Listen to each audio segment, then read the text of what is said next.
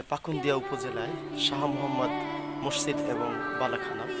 আমি কিন্তু সেই মসজিদ প্রাঙ্গণ এবং এই পাশে খুব দোচালা আকৃতির একটা সেই স্থাপনা আমরা কিন্তু দেখতে পাচ্ছি।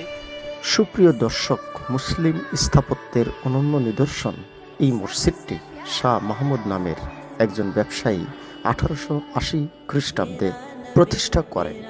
এখান থেকে খুব সামান্য দূরেই ইশাকার জঙ্গলবাড়ি দুর্গ এবং মুঘল সাম্রাজ্যের এদেশীয় শক্তিশালী একটি দুর্গ 11 সুন্দর দীর্ঘের অবস্থান দেখা যায়।